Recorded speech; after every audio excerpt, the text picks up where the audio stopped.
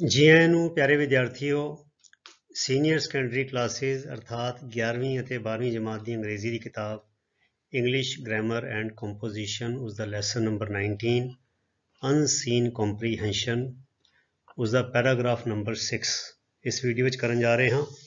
ਸੋ notebook ਅਤੇ PAN ਲੈ ਲਓ ਤੇ ਜਿਹੜੇ ਇਹਦੇ ਵਿੱਚ ਕੁਝ ਫਰੇਜ਼ਿਸ ਕੁਝ ਸ਼ਬਦ ਨਵੇਂ ਆਉਣਗੇ ਉਹਨਾਂ ਦੇ ਅਰਥ ਮੈਂ ਤੁਹਾਨੂੰ ਦੱਸਾਂਗਾ।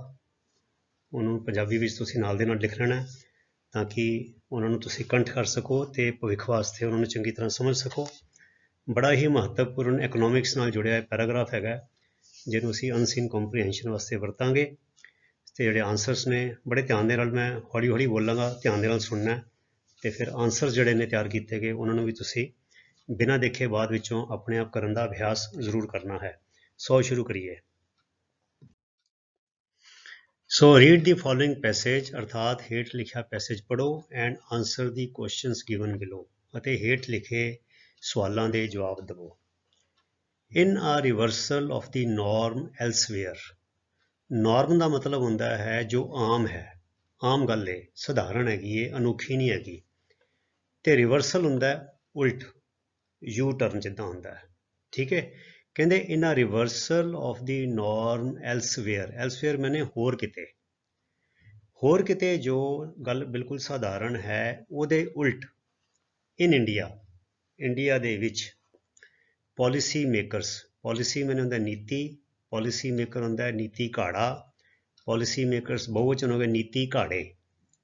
ਨੀਤੀ ਘਾੜੇ ਕਿਹੜੇ ਹੁੰਦੇ ਨੇ? ਜਿਹੜੇ ਸਰਕਾਰਾਂ ਵਿੱਚ ਬੈਠ ਕੇ ਨੀਤੀਆਂ ਘੜਦੇ ਨੇ ਉਹਨਾਂ ਨੂੰ ਕਿਹਾ ਜਾਂਦਾ ਪਾਲਿਸੀ ਮੇਕਰਸ।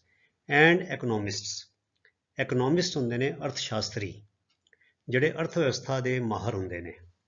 ਕਹਿੰਦੇ ਵੀ ਜਿਹੜੀ ਗੱਲ ਆਮ ਮਤਲਬ ਕਿ ਮੰਨੀ ਪਰਮੰਨੀ ਹੈ ਦੋ ਬਾਹਰਲੇ ਦੇਸ਼ਾਂ ਵਿੱਚ, ਉਹਦੇ ਉਲਟ ਇੰਡੀਆ ਦੇ ਵਿੱਚ ਜਿਹੜੇ ਪਾਲਿਸੀ ਮੇਕਰ ਐਂਡ ਇਕਨੋਮਿਸਟ ਹੈ ਬਿਕਮ ਆਪਟੀਮਿਸਟਸ, ਮਤਲਬ ਕਿ ਬਾਕੀ ਦੁਨੀਆ ਵਿੱਚ ਸਾਰੇ ਲੋਕ ਪੈਸੀਮਿਸਟ ਹੋਏ ਪਏ ਨੇ। ਆਪਟੀਮਿਸਟ ਦਾ ਉਲਟਾ ਹੈਗਾ ਪੈਸੀਮਿਸਟ। ਆਪਟੀਮਿਸਟ ਹੁੰਦਾ ਆਸ਼ਾਵਾਦੀ, ਪੈਸੀਮਿਸਟ ਹੁੰਦਾ ਨਿਰਾਸ਼ਾਵਾਦੀ। ਆਪਟੀਮਿਸਟ ਹਮੇਸ਼ਾ ਚੜ੍ਹਦੀ ਕਲਾ 'ਚ ਰਹਿੰਦਾ ਵੀ ਉਹ ਦੇਖਦਾ ਵੀ ਹਾਂ ਕੋਈ ਗੱਲ ਨਹੀਂ ਆਉਣ ਵਾਲਾ ਸਮਾਂ ਬੜਾ ਵਧੀਆ ਹੋਏਗਾ। ਪੈਸੀਮਿਸਟ ਹੁੰਦਾ ਵੀ ਯਾਰ ਨਿਰਾਸ਼ਾਵਾਦੀ ਜਿਹੜਾ ਉਦਾਸ ਜਿਹਾ ਹੁੰਦਾ ਵੀ ਯਾਰ ਨਹੀਂ ਸਭ ਮਾੜਾ ਹੀ ਮਾੜਾ ਹੋਈ ਜਾ ਰਿਹਾ, ਠੀਕ ਹੈ। ਕਹਿੰਦੇ ਬਾਕੀ ਦੁਨੀਆ ਜਿੱਦਾਂ ਮਾਹੌਲ ਹੈ ਬਣਿਆ ਹੋਇਆ ਵੀ ਯਾਰ ਬੜੀ ਮੰਦੀ ਦਾ ਮਾਹੌਲ ਹੈ, ਤਰੱਕੀ ਨਹੀਂ ਹੋ ਰਹੀ, ਲੋਕਾਂ ਕੋਲ ਕੰਮ ਕਾਰ ਨਹੀਂ ਹੈਗੇ, ਬੇਰੁਜ਼ਗਾਰੀ ਵੱਧ ਰਹੀ ਹੈ। ਪਰ ਕਹਿੰਦੇ ਇੰਡੀਆ ਵਿੱਚ ਜਿਹੜੇ policy maker and economist they have become optimist, ਉਹ ਆਸ਼ਾਵਾਦੀ ਹੋ ਗਏ ਨੇ, ਉਹਨਾਂ ਨੂੰ ਲੱਗ ਰਿਹਾ ਕਿ ਆਉਣ ਵਾਲਾ ਸਮਾਂ ਵਧੀਆ ਹੋਏਗਾ। ਵਾਈਲ, ਵਾਈਲ ਮਾਨੇ ਪਰ ਇਹਦੇ ਉਲਟ ਬੌਸਿਸ ਜਿਹੜੇ ਨੇ, ਬੌਸਿਸ ਅਰਥਾਤ ਜਿਹੜੇ ਉਹਨਾਂ ਦੇ ਬੌਸ ਨੇ ਪਾਲਿਸੀ ਮੇਕਰਸ ਦੇ ਔਰ ਇਕਨੋਮਿਸਟ ਦੇ, ਉਹ ਕੌਣ ਨੇ? ਮੰਤਰੀ ਹੋ ਗਏ ਵੱਡੇ ਵੱਡੇ ਜਾਂ ਨੇਤਾ ਲੋਕ ਹੋ ਗਏ। ਡੂ ਦਾ ਵਰਿੰਗ, ਉਹ ਚਿੰਤਾ ਵਿੱਚ ਨੇ, ਉਹਨਾਂ ਨੂੰ ਫਿਕਰ ਪਈ ਹੋਈ ਹੈ। ਦੀ ਕੰਟਰੀਜ਼ ਸੈਂਟਰਲ ਬੈਂਕ, ਦੇਸ਼ ਦਾ ਕੇਂਦਰੀ ਬੈਂਕ, ਕੇਂਦਰੀ ਬੈਂਕ ਕਿਹੜਾ ਬੱਚਿਓ? Reserve bank of India, RBI, reserve bank of India, ਜਿਹੜਾ ਸਭ ਤੋਂ ਵੱਡਾ ਬੈਂਕ ਕੇਂਦਰੀ ਬੈਂਕ ਹੈਗਾ ਜੋ ਸਾਰੇ ਛੋਟੇ ਬੈਂਕਾਂ ਨੂੰ ਕੰਟਰੋਲ ਕਰਦਾ ਹੈ, ਉਹਨਾਂ ਦਾ ਬੌਸ ਹੈ। The countries central bank has predicted, predict ਹੁੰਦਾ ਭਵਿੱਖਬਾਣੀ ਕਰਨੀ, ਹੈਜ਼ ਪ੍ਰੈਡਿਕਟਿਡ ਭਵਿੱਖਬਾਣੀ ਕਰ ਚੁੱਕਾ ਹੈ। ਕਾਹਦੀ? ਦੈਟ ਇੰਡੀਆਜ਼ ਇਕੋਨਮੀ, ਕਿ ਇੰਡੀਆ ਦੀ ਆਰਥਿਕਤਾ ਜਿਹੜੀ ਹੈ ਇਜ਼ ਲਾਈਕਲੀ ਟੂ ਗਰੋ, ਅਰਥਾਤ ਵਧਣ ਦੀ ਸੰਭਾਵਨਾ ਹੈ, ਇਹਦੀ ਤਰੱਕੀ ਕਰਨ ਦੀ ਸੰਭਾਵਨਾ ਹੈ at a double digit rate. Double digit ਕਿਹੜਾ ਹੁੰਦਾ ਬੱਚਿਓ? ਤੁਹਾਨੂੰ ਪਤਾ ਡਿਜਿਟ ਕਿੰਨੇ ਹੁੰਦੇ ਨੇ? ਡਿਜਿਟ ਸਿਰਫ 10 ਹੁੰਦੇ ਨੇ, 1 ਤੋਂ ਲੈ ਕੇ 0 ਤੋਂ ਲੈ ਕੇ 9 ਤੱਕ, 0 1 2 3 4 5 6 7 8 9, ਠੀਕ ਹੈ, ਇਹ 0 ਹੋ ਗਏ। ਤੇ 1 ਤੋਂ ਲੈ ਕੇ 0 ਤੋਂ ਲੈ ਕੇ 9 ਤੱਕ ਕਿੰਨੀ ਸੰਖਿਆ ਹੋ ਗਈ? ਇਹਨੂੰ ਕਹਿੰਦੇ 1 ਅੰਕ ਦੀ ਸੰਖਿਆ। ਸੋ ਡਬਲ ਡਿਜਿਟ ਮੈਨੇ 2 ਅੰਕਾਂ ਦੀ ਸੰਖਿਆ। ਸੋ ਸਭ ਤੋਂ ਛੋਟੀ 2 ਅੰਕ ਦੀ ਸੰਖਿਆ ਕਿਹੜੀ? 10, ਤੇ ਸਭ ਤੋਂ ਵੱਡੀ ਕਿਹੜੀ ਹੈਗੀ? 99। ਸੋ 10 ਤੋਂ ਲੈ ਕੇ 99 ਤੱਕ ਇਹ ਸਾਡੀਆਂ 2 ਅੰਕ ਦੀਆਂ ਸੰਖਿਆਵਾਂ ਨੇ।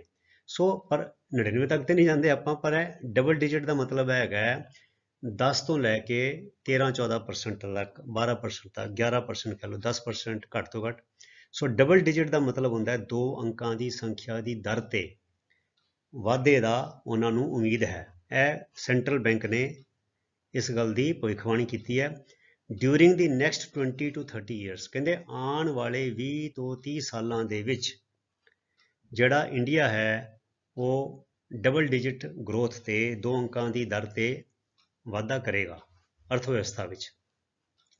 ਇੰਡੀਆ ਹੈਜ਼ ਦੀ ਕੈਪੇਬਿਲਿਟੀ ਹੁੰਦੀ ਸਮਰੱਥਾ।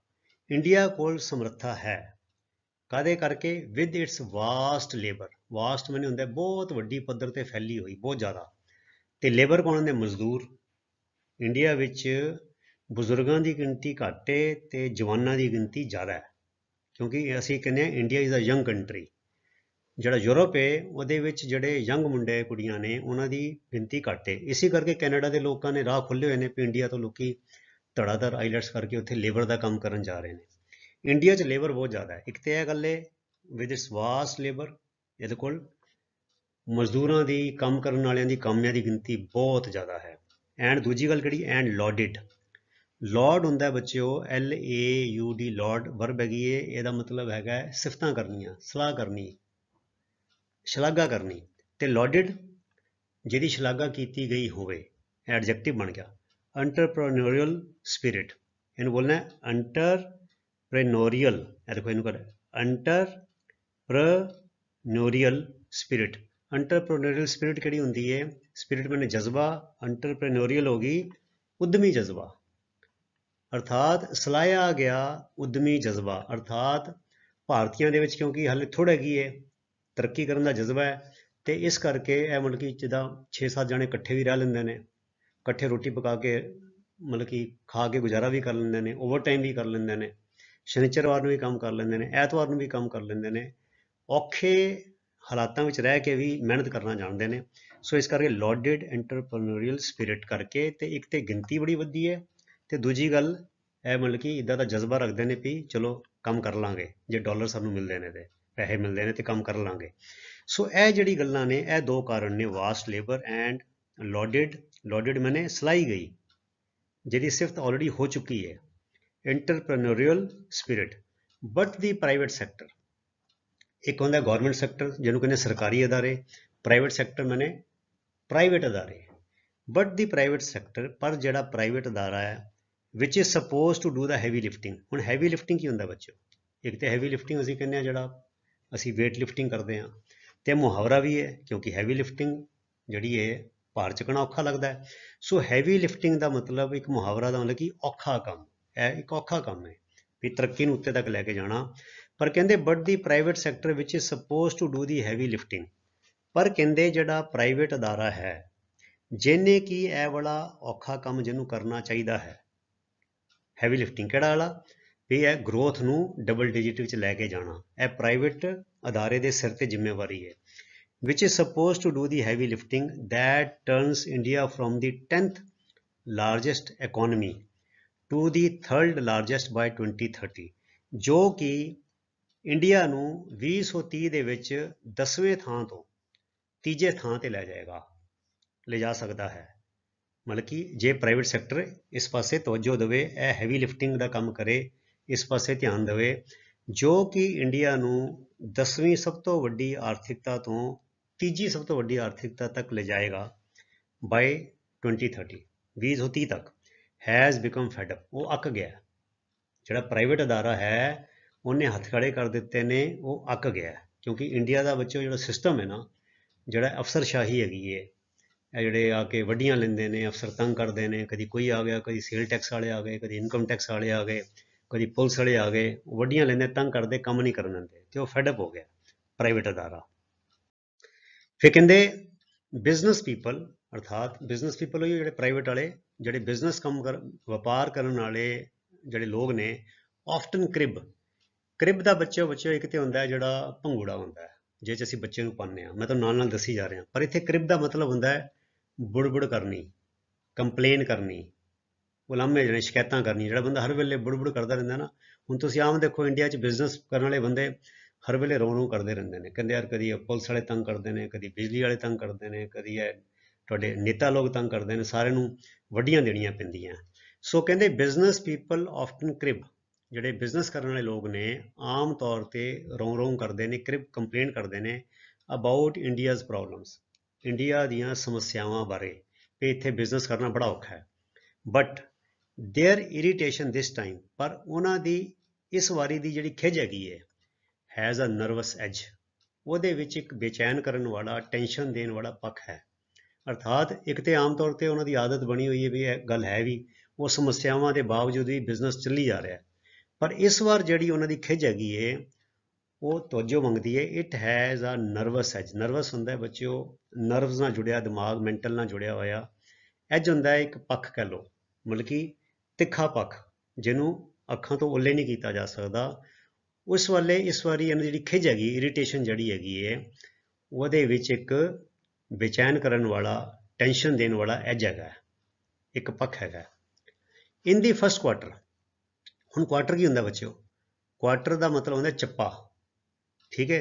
तो साल में किन्ने महीने होंगे ने 12, तो 12 ਨੂੰ 4 ਨਾਲ तकसीम कर दो, 12/4 कितना हो गया, 4 तीए 12, 3 आ गया। सो 3 ਮਹੀਨਿਆਂ का जोड़ा अंतकाल अंतराल है, 3 ਮਹੀਨਿਆਂ का अंतराल जोड़ा है, जोड़ा वक्फा है पीरियड है, उन्होंने कहा जाता है क्वार्टर। हुण 3 और 3 6, 6 और 3 9, 9 और 4 9 और 3 12। सो 4 क्वार्टरां का, 4 चप्पियां का एक पूरा साल बन जाता है। सो फस्ट क्वार्टर मतलब की है ऑफ 2011। हुण बच्चों इंडिया विच की है कि इनू फाइनैंशियल ईयर कहने, एक तो है कैलेंडर ईयर, वो लगता है 1 जनवरी तो लैके अगले साल की 1 जनवरी तक, उन्होंने कहते कैलेंडर ईयर। पर एक होंगे फाइनैंशियल ईयर जिहदे विच सरकार का लेखा जोखा, इनकम टैक्स या जोड़े साडे बैंक के सारे हिसाब किताब ने वो किए जाते हैं, वो काउंट होंगे 1 अप्रैल तो लैके 1 अप्रैल तक, या 31 मार्च तो लैके अगले 31 मार्च तक, ठीक है। सो फस्ट क्वार्टर केड़ा हो गया, अप्रैल मई जून, यह हो गया first quarter of 2011। Second quarter केड़ा हो जाएगा, जुलाई अगस्त सितंबर, ठीक है। फिर थर्ड क्वार्टर केड़ा हो जाएगा, अक्टूबर नवंबर दिसंबर। तो चौथा क्वार्टर केड़ा हो जाएगा, जनवरी फरवरी मार्च। 4 क्वार्टर हो गए, एक साल पूरा हो गया 31 मार्च तो लैके 31 मार्च तक। सो फस्ट क्वार्टर ऑफ 2011 का की मतलब होया भी 2011 का फस्ट क्वार्टर केड़ा होएगा, अप्रैल मई जून। दी GDP ग्रू, हुण GDP की होंगे बच्चों, एवरीवेशन है ग्रॉस डोमेस्टिक प्रोडक्ट।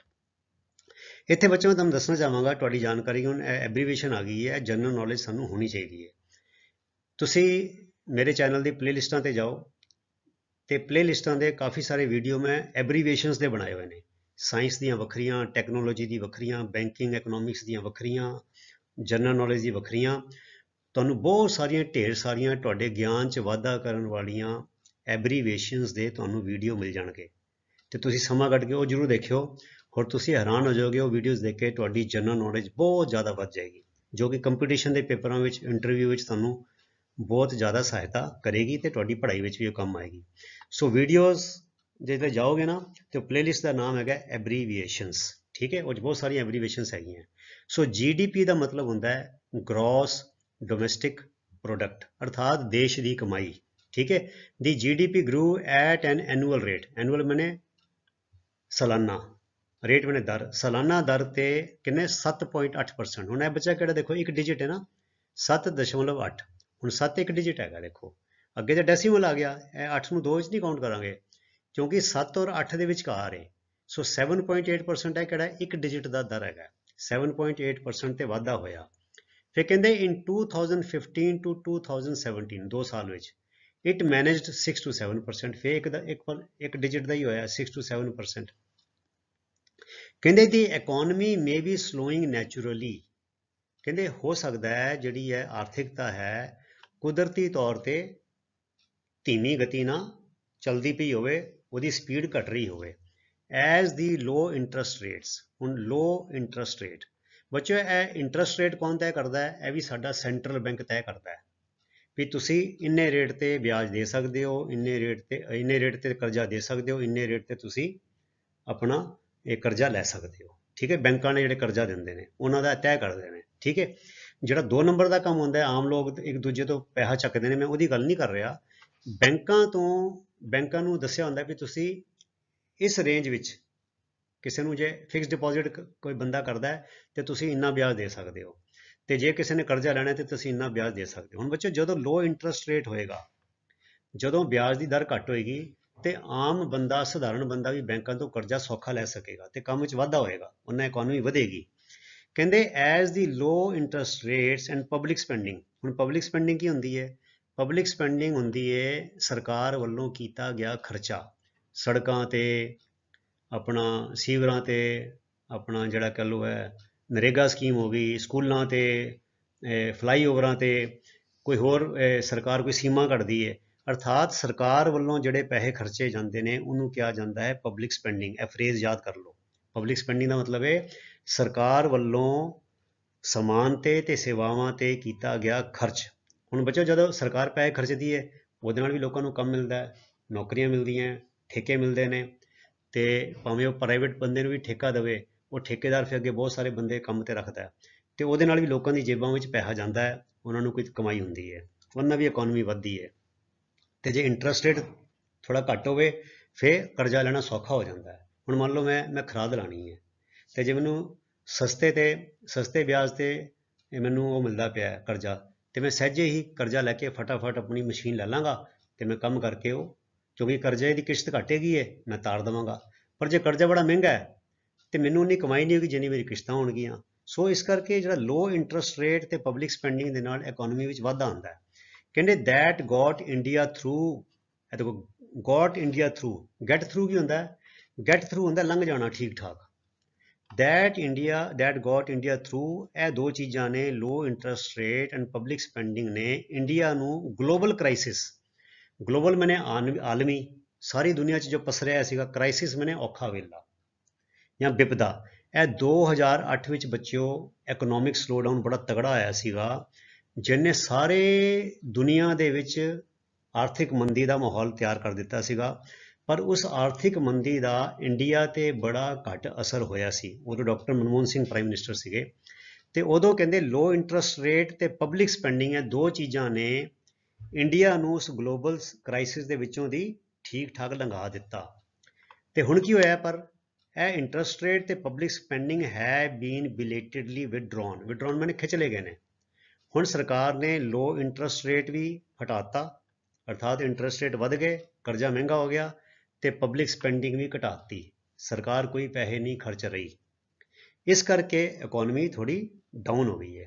ਫਿਰ ਕਹਿੰਦੇ ਐਟ ਦਾ ਸੇਮ ਟਾਈਮ, ਤੇ ਨਾਲ ਦੇ ਨਾਲ ਇੱਕ ਕੰਮ ਹੋਰ ਕੀ ਹੋ ਰਿਹਾ, ਦੀ ਸਰਜ, ਸਰਜ ਹੁੰਦਾ ਹੈ ਉਛਾਲਾ, ਅਚਾਨਕ ਆਇਆ ਵਾਧਾ। ਇਨਫਲੇਸ਼ਨ, ਇਨਫਲੇਸ਼ਨ ਕੀ ਹੁੰਦੀ? ਮਹਿੰਗਾਈ।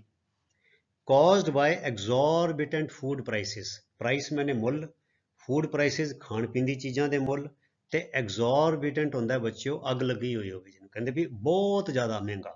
ਇੱਕ ਤਾਂ ਹੁੰਦਾ ਨਾ ਐਕਸਪੈਂਸਿਵ, ਐਕਸਪੈਂਸਿਵ ਤੇ ਹੁੰਦਾ ਮਹਿੰਗਾ, ਤੇ ਐਗਜ਼ੋਰਬਿਟੈਂਟ ਹੁੰਦਾ ਵੀ ਐਕਸਪੈਂਸਿਵ ਦਾ ਵੀ ਪਿਓ, ਵੀ ਪਹੁੰਚ ਤੋਂ ਪਰੇ, ਜਿਹਨੂੰ ਬੰਦਾ ਹੱਥ ਵੀ ਨਹੀਂ ਲਾ ਸਕਦਾ, ਉਹਨੂੰ ਕਹਿੰਦੇ ਆ। ਜਦੋਂ ਰੇਟ ਬਹੁਤ ਜ਼ਿਆਦਾ ਹੋਣ ਫਿਰ ਅਸੀਂ ਸ਼ਬਦ ਵਰਤਦੇ ਹਾਂ ਐਗਜ਼ੋਰਬਿਟੈਂਟ। ਹੁਣ ਦੇਖੋ ਨਾ ਬੱਚੋ, ਅੱਜ ਵੀ ਦੇਖ ਲਓ ਤੁਸੀਂ ਕੀ ਹਾਲ ਹੈ, ਮਟਰ 200 ਰੁਪਏ ਕਿਲੋ, ਮੂਲੀ ਜਿਹਨੂੰ ਕੋਈ ਪੁੱਛਦਾ ਨਹੀਂ ਸੀਗਾ ਉਹ 60 ਰੁਪਏ ਕਿਲੋ, 40 ਰੁਪਏ ਕਿਲੋ, ਬਤਾਊ 80 ਰੁਪਏ ਕਿਲੋ, ਗੋਭੀ 120 ਰੁਪਏ ਕਿਲੋ, ਇਹ ਹਾਲ ਹੈ। So caused by exorbitant food prices has spread more widely. ਕਹਿੰਦੇ ਜਿਹੜੀ ਇਹ ਇਨਫਲੇਸ਼ਨ ਹੈਗੀ ਹੈ, ਇਹ ਫੂਡ ਪ੍ਰਾਈਸਿਸ ਕਰਕੇ, ਖਾਣ ਪੀਣ ਦੀ ਚੀਜ਼ਾਂ ਕਰਕੇ ਜਿਹੜੀ ਮਹਿੰਗਾਈ ਹੈ ਬੜੀ ਵੱਡੀ ਪੱਧਰ ਤੇ ਫੈਲ ਗਈ ਹੈ। ਕਾਸਟਿੰਗ ਡਾਊਟ, ਕਾਸਟਿੰਗ ਡਾਊਟ ਮੈਨੇ ਇਹ ਸ਼ੱਕ ਦਾ ਮਾਹੌਲ, ਇਹ ਸ਼ੱਕ ਕਰਦੇ ਹੋਏ ਕੀ ਹੋਏਗਾ ਕਿ over, casting doubt over whether India can grow at 8 to 10% in the medium term. ਕਹਿੰਦੇ ਹੁਣ ਇਸ ਗੱਲ ਨੇ ਇੱਕ ਸ਼ੱਕ ਪੈਦਾ ਕਰ ਦਿੱਤਾ ਹੈ ਵੀ ਜਿਹੜੇ ਹੈ ਇਹਦੇ ਕਰਕੇ ਦੋ ਗੱਲਾਂ, ਇੱਕ ਤੇ ਇੰਟਰਸਟ ਰੇਟ, ਲੋ ਇੰਟਰਸਟ ਰੇਟ ਤੇ ਪਬਲਿਕ ਸਪੈਂਡਿੰਗ ਬਿਲੇਟਡਲੀ ਵਿਦਡਰਾਨ, ਗੌਰਮੈਂਟ ਨੇ ਇਹਨਾਂ ਪਾਸਿਓਂ ਹੱਥ ਖਿੱਚ ਲਿਆ।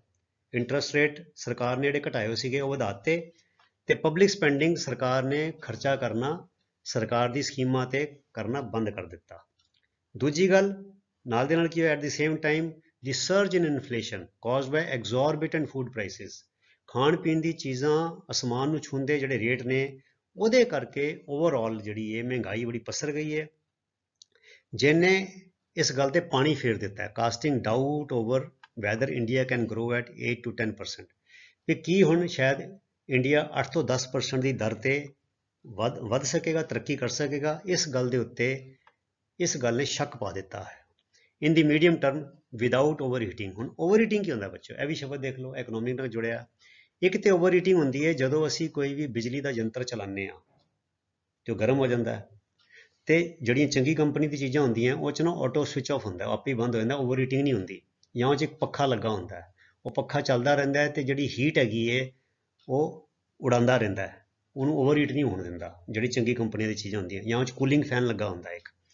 ਤੇ ਕੁਛਾਂ ਵਿੱਚ ਕੁਛ ਕੀ ਹੁੰਦਾ, ਇੱਕ ਐਮਰਜੈਂਸੀ ਸਵਿਚ ਹੁੰਦਾ ਵੀ ਇੰਨੇ ਟੈਂਪਰੇਚਰ ਤੇ ਪਹੁੰਚੇਗਾ ਤੇ ਇਹ ਮਸ਼ੀਨ ਬੰਦ ਹੋ ਜਾਏਗੀ, ਕਿਉਂਕਿ ਓਵਰ ਹੀਟਿੰਗ ਦੇ ਨਾਲ ਮਸ਼ੀਨ ਖਰਾਬ ਹੋ ਜਾਂਦੀ। ਇੱਕ ਤੇ ਓਵਰ ਹੀਟਿੰਗ ਉਹ ਹੁੰਦੀ ਹੈ। ਪਰ ਇਕਨੋਮੀ ਦੇ ਵਿੱਚ, ਅਰਥ ਸ਼ਾਸਤਰ ਦੇ ਵਿੱਚ ਓਵਰ ਹੀਟਿੰਗ ਕੀ ਹੁੰਦੀ ਹੈ? ਜਦੋਂ ਬੱਚਿਓ ਇਹ ਡਿਮਾਂਡ ਜ਼ਿਆਦਾ ਹੋਵੇ, ਮੰਗ ਜ਼ਿਆਦਾ ਹੋਵੇ, ਪਰ ਪੈਦਾਵਾਰ ਨਾ ਵਧੇ, ਤੇ ਪਿੱਛੋਂ ਦੀ ਰੇਟ ਜਿਹੜੇ ਬਹੁਤ ਜ਼ਿਆਦਾ ਵੱਧ ਜਾਣ, ਮੰਗ ਕਰਕੇ ਰੇਟ ਬਹੁਤ ਵੱਧ ਜਾਣ, ਪਰ ਪੈਦਾਵਾਰ ਨਾ ਹੋਵੇ, ਤੇ ਫਿਰ ਅਸੀਂ ਉਹਨੂੰ ਕਹਿੰਦੇ ਹਾਂ ਓਵਰ ਹੀਟਿੰਗ।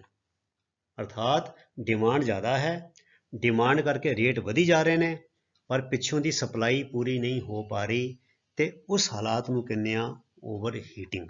ਕਹਿੰਦੇ ਵੀ, ਔਰ ਦੂਜੀ ਗੱਲ ਹੈ ਬੱਚਿਓ, ਇੱਕ ਇਹ ਵੀ ਯਾਦ ਰੱਖਣਾ, ਇਹ ਕਹਿੰਦੇ India can grow at 8 to 10% without over heating. ਜਦੋਂ ਤਰੱਕੀ ਹੁੰਦੀ ਹੈ, ਜਦੋਂ ਵੀ ਤਰੱਕੀ ਹੁੰਦੀ ਹੈ, ਲੋਕਾਂ ਦੀ ਜੇਬ 'ਚ ਪੈਸਾ ਜ਼ਿਆਦਾ ਆਉਂਦਾ ਹੈ, ਤੇ ਨਾਲ ਚੀਜ਼ਾਂ ਦੇ ਰੇਟ ਵੀ ਵੱਧਦੇ ਨੇ, ਠੀਕ ਹੈ। ਤੇ ਜਦੋਂ ਕੀ ਹੋਵੇ ਕਿ ਲੋਕਾਂ ਦੀ ਜੇਬ 'ਚ ਪੈਸਾ ਤੇ ਘੱਟ ਆਵੇ, ਪਰ ਰੇਟ ਉਹਦੇ ਅਨੁਪਾਤ ਤੋਂ ਜ਼ਿਆਦਾ ਵੱਧ ਜਾਣ, ਫਿਰ ਅਸੀਂ ਕਹਿੰਦੇ ਹਾਂ ਓਵਰ ਹੀਟਿੰਗ। ਜਦੋਂ ਰੇਟ ਬਹੁਤ ਜ਼ਿਆਦਾ ਵੱਧ ਜਾਣ, ਇੱਕ ਤਾਂ ਹੁੰਦਾ ਵੀ ਜਿੰਨੀ ਮੇਰੀ ਤਨਖਾਹ ਵਧੀ ਉਹਦੇ ਹਿਸਾਬ ਨਾਲ ਹੀ ਮਹਿੰਗਾਈ ਵਧੀ, ਤੇ ਮੈਨੂੰ ਮੇਰੀ ਬਜਟ ਤੇ ਕੋਈ ਫਰਕ ਨਹੀਂ ਪਿਆ। ਉਹ ਤੇ ਬੱਚੋ ਕੁਦਰਤੀ ਗੱਲ ਹੈ, ਤੁਸੀਂ ਇਕਨੋਮਿਕਸ ਵਿੱਚ ਪੜ੍ਹਿਆ ਵੀ ਹੋਣਾ, ਜਿਲੇ ਤੁਸੀਂ ਆਪਣਾ ਸਮਾਜਿਕ ਗਿਆਨ ਪੜ੍ਹਿਆ ਹੋਣਾ, ਉਹ 'ਚ ਮੋਟੀ ਮੋਟੀ ਗੱਲਾਂ ਦੱਸੀਆਂ ਜਾਂਦੀਆਂ 9ਵੀਂ 10ਵੀਂ ਵਿੱਚ ਵੀ, ਕਿ ਜਦੋਂ ਵੀ ਤਰੱਕੀ ਹੁੰਦੀ ਹੈ, ਹੁਣ ਦੇਖੋ ਬੱਚੋ, ਬਹੁਤ ਸਾਲ ਪਹਿਲੇ ਤਨਖਾਹਾਂ ਥੋੜ੍ਹੀਆਂ ਸੀਗੀਆਂ, ਪਰ ਪਲਾਟਾਂ ਦੇ ਰੇਟ, ਇੱਟਾਂ ਦੇ ਰੇਟ, ਸੀਮੈਂਟ ਦੇ ਰੇਟ ਉਹ ਵੀ ਘੱਟ ਸੀਗੇ। ਹੁਣ ਜੇ ਇੱਟਾਂ ਦੇ ਰੇਟ, ਸੀਮੈਂਟ ਦੇ ਰੇਟ, ਸਬਜ਼ੀਆਂ ਦੇ ਰੇਟ ਵਧੇ ਨੇ, ਪਰ ਲੋਕਾਂ ਦੀ ਤਨਖਾਹਾਂ ਵੀ ਵਧੀਆਂ। ਸੋ ਜੇ ਤਨਖਾਹਾਂ ਵੀ ਵਧੀਆਂ ਤੇ ਉਹਨਾਂ ਮਹਿੰਗਾਈ ਵੀ ਵੱਧਦੀ ਹੈ। ਪਰ ਓਵਰ ਹੀਟਿੰਗ ਕੀ ਹੁੰਦੀ ਹੈ? ਜਦੋਂ ਮਹਿੰਗਾਈ ਤਰੱਕੀ ਦੇ ਅਨੁਪਾਤ ਤੋਂ ਜ਼ਿਆਦਾ ਵੱਧ ਜਾਵੇ ਤੇ ਬਹੁਤ ਜ਼ਿਆਦਾ ਰੇਟ ਹੋ ਜਾਣ, ਫਿਰ ਅਸੀਂ ਕਹਿੰਦੇ ਹਾਂ ਓਵਰ ਹੀਟਿੰਗ। ਸੋ ਤਾਂ ਹੀ ਉਹਨੇ ਕਿਹਾ ਕਿ weather India can grow at 8 to 10% ਵੀ। ਹੁਣ ਹਾਲ ਇਹ ਹੋ ਗਿਆ ਵੀ ਉਹਨਾਂ ਨੂੰ ਸ਼ੱਕ ਪੈਣਾ ਸ਼ੁਰੂ ਹੋ ਗਿਆ ਵੀ 8 ਤੋਂ 10% ਦੀ ਗਰੋਥ ਕੀ ਹੋ ਪਾਏਗੀ, ਤੇ ਵਿਦਾਊਟ ਓਵਰ ਹੀਟਿੰਗ। ਵੀ ਕਿਤੇ ਇਹ ਵੀ ਨਾ ਹੋਵੇ ਕਿ ਗਰੋ ਹੋਵੇ ਪਰ ਰੇਟ ਇੰਨੇ ਜ਼ਿਆਦਾ ਵੱਧ ਜਾਣ ਤੇ ਓਵਰ ਹੀਟਿੰਗ ਹੋ ਜਾਏ, ਤੇ ਮਸ਼ੀਨ ਜਿਹੜੀ ਹੈ ਖਰਾਬ ਨਾ ਹੋ ਜਾਏ, ਕਿ ਪੱਠਾ ਨਾ ਬਹਿ ਜਾਏ। ਸੋ ਇਹ ਬੱਚਿਓ ਪੈਰਾਗ੍ਰਾਫ, ਇਹ ਤੇ ਟਾਈਮ ਮੈਨੂੰ ਜ਼ਿਆਦਾ ਲਾਣਾ ਪਿਆ, ਕਿਉਂਕਿ ਸਿੰਪਲ ਅੰਗਰੇਜ਼ੀ ਨਹੀਂ ਸੀ। ਜਿੱਦਾਂ ਪਬਲਿਕ ਸਪੈਂਡਿੰਗ ਦਾ ਕੀ ਮਤਲਬ ਹੁੰਦਾ ਹੈ, ਓਵਰ ਹੀਟਿੰਗ ਦਾ ਕੀ ਮਤਲਬ ਹੁੰਦਾ ਹੈ, ਕੁਆਟਰ ਦਾ ਕੀ ਮਤਲਬ ਹੁੰਦਾ ਹੈ, GDP ਦਾ ਕੀ ਮਤਲਬ ਹੁੰਦਾ ਹੈ, ਇਹ ਸਾਰੀਆਂ ਗੱਲਾਂ ਜਨਰਲ ਨੌਲੇਜ ਦੀਆਂ ਸਾਨੂੰ ਪਤਾ ਹੋਣਾ ਚਾਹੀਦਾ। ਜੇ ਸਾਨੂੰ ਇਹਨਾਂ ਦੇ ਮਤਲਬ ਨਹੀਂ ਪਤਾ ਹੋਣਗੇ, ਤੇ ਫਿਰ ਅਸੀਂ ਇਹਨੂੰ ਕੰਪਰੀਹੈਂਡ ਨਹੀਂ ਕਰ ਸਕਾਂਗੇ, ਅਰਥਾਤ ਕੰਪਰੀਹੈਂਸ਼ਨ ਨਹੀਂ ਕਰ ਸਕਾਂਗੇ, ਤੇ ਫਿਰ ਅਸੀਂ ਸਵਾਲਾਂ ਦੇ ਜਵਾਬ ਨਹੀਂ ਦੇ ਸਕਾਂਗੇ। ਸੋ ਇਹ ਤੇ ਮੈਂ ਥੋੜ੍ਹਾ ਸਮਾਂ ਜ਼ਿਆਦਾ ਇਸ ਕਰਕੇ ਲਾਇਆ ਤਾਂ ਕਿ ਚੰਗੀ ਤਰ੍ਹਾਂ ਗੱਲ ਸਾਡੇ ਦਿਮਾਗ ਵਿੱਚ ਬੈਠ ਜਾਵੇ ਕਿ ਲੋ ਇੰਟਰਸਟ ਰੇਟ ਦਾ ਕੀ ਮਤਲਬ ਹੈ, ਪਬਲਿਕ ਸਪੈਂਡਿੰਗ ਦਾ ਕੀ ਮਤਲਬ ਹੈ, ਗਲੋਬਲ ਕ੍ਰਾਈਸਿਸ ਦਾ ਕੀ ਮਤਲਬ ਹੈ, ਐਗਜ਼ੋਰਬਿਟੈਂਟ ਦਾ ਕੀ ਮਤਲਬ ਹੈ, ਓਵਰ ਹੀਟਿੰਗ ਦਾ ਕੀ ਮਤਲਬ ਹੈ, ਠੀਕ ਹੈ ਨਾ। ਸੋ ਇਹ ਸਾਰੀ ਗੱਲਾਂ ਨੂੰ ਤੁਸੀਂ ਚੰਗੀ ਤਰ੍ਹਾਂ ਨੋਟ ਕਰ ਲੈਣਾ ਹੈ, ਤੇ ਇਹਨਾਂ ਨੂੰ ਰਿਵਾਈਜ਼ ਕਰ ਲੈਣਾ ਔਰ ਕੰਠ ਕਰ ਲੈਣਾ ਹੈ। ਇਹ ਤੁਹਾਡੇ ਆਉਣ ਵਾਲੇ ਸਮੇਂ 'ਚ ਹਮੇਸ਼ਾ ਕੰਮ ਆਉਂਦੀਆਂ ਰਹਿਣਗੀਆਂ। ਆਓ ਹੁਣ ਦੇਖੀਏ ਇਹਨਾਂ ਦੇ ਸਵਾਲਾਂ ਦੇ ਜਵਾਬ। ਸੋ ਕਹਿੰਦੇ, what rate of growth does the central bank predicts for the Indian economy for next 20 to 30 years? ਉਹ 'ਚ ਲਿਖਿਆ ਬੱਚੋ ਡਬਲ ਡਿਜਿਟ, ਹੈ ਨਾ। The central bank has predicted that India can grow and two digit rate in the next 20 to 30 years. So ਇਹ ਸਾਡਾ ਜਵਾਬ ਆ ਗਿਆ C। ਫਿਰ who is supposed to do the heavy lifting to turn India into the third largest economy? ਉਹ 'ਚ ਲਿਖਿਆ private sector is supposed to do the heavy lifting. So ਇੱਥੇ ਆ ਗਿਆ ਜਵਾਬ private sector, ਠੀਕ ਹੈ, ਤੇ ਸੌਖਾ ਹੀ ਸੀ। ਫਿਰ ਆ ਗਿਆ ਕਹਿੰਦੇ what is India's capability to grow based on? ਅਰਥਾਤ ਤਰੱਕੀ ਕਰਨ ਦੀ ਜੋ ਸਮਰੱਥਾ ਹੈ ਉਹ ਕਿਹਦੇ ਤੇ ਆਧਾਰਿਤ ਹੈ? ਉਹ 'ਚ ਲਿਖਿਆ ਕਿ India's capability to grow is based on its vast labor, ਅਰਥਾਤ ਬੜੀ ਵੱਡੀ ਗਿਣਤੀ ਵਿੱਚ ਮਜ਼ਦੂਰਾਂ ਦੀ, ਕੰਮ ਕਰਨ ਵਾਲੇ ਲੋਕਾਂ ਦੀ, ਕਾਮਿਆਂ ਦੀ ਗਿਣਤੀ, ਐਂਡ ਲਾਡਿਡ, ਸਲਾਈ ਗਈ ਐਂਟਰਪ੍ਰੇਨੋਰੀਅਲ ਸਪਿਰਿਟ, ਤੇ ਉਦਮ ਕਰਨ ਦਾ, ਮਿਹਨਤ ਕਰਨ ਦਾ ਜੋ ਜਜ਼ਬਾ ਹੈ, ਉਹ ਇਹ ਦੋ ਚੀਜ਼ਾਂ ਨੇ ਜੋ ਕਿ ਇੰਡੀਆ ਦੇ ਵਾਸਤੇ ਤਰੱਕੀ ਦੀ ਜੋ ਸਮਰੱਥਾ ਦਾ ਕਾਰਨ ਨੇ, ਠੀਕ ਹੈ। ਫਿਰ ਕਹਿੰਦੇ what is casting doubts over India's growth rate? ਅਰਥਾਤ ਇੰਡੀਆ ਦੀ ਜੋ ਵਾਧਾ ਦਰ ਹੈ ਉਹਦੇ ਤੇ ਕਿਹੜੀ ਚੀਜ਼ ਜਿਹੜੀ ਹੈ ਸ਼ੱਕ ਦੇ ਬੱਦਲ ਮਤਲਬ ਕਿ ਪਾਉਂਦੀ ਪਈ ਹੈ। ਸੋ ਇਹ ਦੇਖਿਆ, ਉਹ 'ਚ ਲਿਖਿਆ ਇਨਫਲੇਸ਼ਨ ਕਾਜ਼ਡ ਬਾਏ ਐਗਜ਼ੋਰਬਿਟੈਂਟ ਫੂਡ ਪ੍ਰਾਈਸਿਸ, ਅਰਥਾਤ ਜਿਹੜੀ ਬਹੁਤ ਆਕਾਸ਼ ਨੂੰ ਛੂੰਹਦੇ ਜਿਹੜੇ ਖਾਣ ਪੀਣ ਦੀ ਚੀਜ਼ਾਂ ਦੇ ਰੇਟ ਨੇ, ਉਹਦੇ ਕਰਕੇ ਇਨਡਾਇਰੈਕਟਲੀ ਜੋ ਮਹਿੰਗਾਈ ਵਧ ਰਹੀ ਹੈ ਬਾਕੀ ਚੀਜ਼ਾਂ ਦੀ ਵੀ, ਇਸ casting doubts over India's growth rate. ठीक है, फिर अगर fill in the blank with a suitable word from the passage, वो नर्वस शब्द आया, नर्वस एज, ओके ना, but this time their irritation has a nervous edge, so he suffered from a nervous breakdown. Nervous breakdown आंदा mental breakdown, अर्थात किसी ਨੂੰ ਸ਼ੌਕ ਲੱਗੇ, ਮੈਂਟਲ ਤੌਰ ਤੇ, ਮਾਨਸਿਕ ਤੌਰ ਤੇ ਕਿਸੇ ਬੰਦੇ ਨੂੰ ਝਟਕਾ ਲੱਗੇ, ਜਜ਼ਬਾਤੀ ਤੌਰ ਤੇ ਝਟਕਾ ਲੱਗੇ, ਫਿਰ ਅਸੀਂ ਕਹਿੰਦੇ ਨਰਵਸ ਬ੍ਰੇਕਡਾਊਨ, ਜਿਹਨੂੰ ਅਸੀਂ ਡਿਪਰੈਸ਼ਨ ਕਹਿ ਦਿੰਦੇ ਹਾਂ। ਕਈ ਵਾਰ ਬੰਦੇ ਨੂੰ ਹਸਪਤਾਲ ਲੈ ਜਾਣਾ ਪੈਂਦਾ ਹੈ। ਜੋ ਮਾਨਸਿਕ ਤੌਰ ਤੇ ਬੰਦਾ ਜਿੱਲੇ ਬੰਦਾ ਬਹੁਤ ਬਿਮਾਰ ਹੋ ਜਾਏ, ਫਿਰ ਅਸੀਂ ਕਹਿੰਦੇ ਨਰਵਸ ਬ੍ਰੇਕਡਾਊਨ। ਠੀਕ ਹੈ, ਫਿਰ ਆ ਗਿਆ match the words under column A with their meaning under B। ਸੋ ਇਹ ਹੈਗਾ, ਮੈਂ ਸਿੱਧਾ ਤੁਹਾਨੂੰ ਮਤਲਬ ਦੱਸ ਦਿੰਦਾ। ਕ੍ਰਾਈਸਿਸ ਹੁੰਦਾ ਡਿਫਿਕਲਟ ਫੇਸ, ਜਿਹੜਾ ਮੈਂ ਦੱਸਿਆ ਸੀ ਔਖਾ ਵੇਲਾ ਜਾਂ ਵਿਪਦਾ, ਉਹਨੂੰ ਕਹਿੰਦੇ ਕ੍ਰਾਈਸਿਸ। ਉੱਥੇ ਅਸੀਂ ਗਲੋਬਲ ਕ੍ਰਾਈਸਿਸ, ਅਰਥਾਤ ਉਹ ਵਿਪਦਾ ਜੋ ਸਾਰੀ ਦੁਨੀਆ ਵਿੱਚ ਆਈ ਸੀ। ਇਹ 2008 ਵਿੱਚ ਆਰਥਿਕ ਮੰਦੀ ਆਈ ਸੀ। ਫਿਰ ਆਪਟਿਮਿਸਟ, ਆਸ਼ਾਵਾਦੀ, one who looks forward to a positive outcome, ਅਰਥਾਤ ਜੋ ਹਮੇਸ਼ਾ ਚੜ੍ਹਦੀ ਕਲਾ 'ਚ ਰਹਿੰਦਾ ਹੈ। ਉਹ ਕਹਿੰਦਾ ਕੋਈ ਗੱਲ ਨਹੀਂ ਯਾਰ, ਇਹ ਸਭ ਕੁਝ ਨੁਕਸਾਨ ਹੋ ਗਿਆ, ਪਰ ਇਹਦੇ ਵਿੱਚੋਂ ਵੀ ਕੋਈ ਚੰਗੀ ਗੱਲ ਨਿਕਲੇਗੀ। ਉਹ ਆਸ ਨਹੀਂ ਛੱਡਦਾ, ਉਹ ਕੋਈ ਨਾ ਕੋਈ ਅਗਾਂਹ ਵਧੂ ਸੋਚ ਰੱਖਦਾ ਹੈ, ਉਹਨੂੰ ਅਸੀਂ ਕਹਿੰਦੇ ਹਾਂ ਆਪਟਿਮਿਸਟ। ਤੇ ਇਹਦਾ ਵਿਰੋਧੀ ਸ਼ਬਦ ਹੈ ਪੈਸਿਮਿਸਟ, ਜੋ ਢੇਰੀ ਢਾ ਕੇ ਬਹਿ ਜਾਂਦਾ, ਕਹਿੰਦਾ ਸਭ ਖਤਮ ਹੋ ਗਿਆ ਯਾਰ, ਬਸ ਹੁਣ ਮੇਰਾ ਕੁਝ ਨਹੀਂ ਬਣਨਾ, ਬਸ। ਉਹ ਜਾਂ ਬੋਤਲ ਖੋਲ ਲੈਂਦੇ ਨੇ, ਜਾਂ ਉਹ ਕਹਿੰਦੇ ਨੇ ਮੈਂ ਦੁਨੀਆ ਤੋਂ ਤੰਗ ਆ ਗਿਆ, ਉਹ ਆਪਣੀ ਖੁਦਕੁਸ਼ੀ ਕਰਨ ਲੱਗ ਜਾਂਦੇ ਨੇ, ਉਹ ਹੁੰਦੇ ਨੇ ਪੈਸਿਮਿਸਟ। ਤੇ ਆਪਟਿਮਿਸਟ ਹੁੰਦੇ ਕੋਈ ਗੱਲ ਨਹੀਂ ਯਾਰ, ਫੇਰ ਕੀ ਹੋ ਗਿਆ, ਰੱਬ ਨੇ ਹੱਥ ਦਿੱਤੇ ਨੇ, ਪੈਰ ਦਿੱਤੇ ਨੇ, ਜੇ ਇਹ ਉਜਾੜਾ ਹੋ ਵੀ ਗਿਆ, ਅਸੀਂ ਮੁੜ ਕੇ ਫੇਰ ਮਿਹਨਤ ਕਰਾਂਗੇ ਤੇ ਆਪਣਾ ਫੇਰ ਅਸੀਂ ਤਰੱਕੀ ਕਰ ਲਵਾਂਗੇ, ਉਹਨੂੰ ਕਹਿੰਦੇ ਨੇ ਆਪਟਿਮਿਸਟ।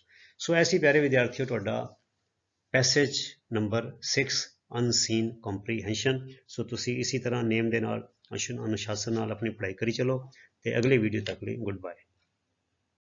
ਤੁਹਾਡਾ ਸਾਰਿਆਂ ਦਾ ਬਹੁਤ ਬਹੁਤ ਧੰਨਵਾਦ। ਰੱਬ ਰਾਖਾ। Thank you very much.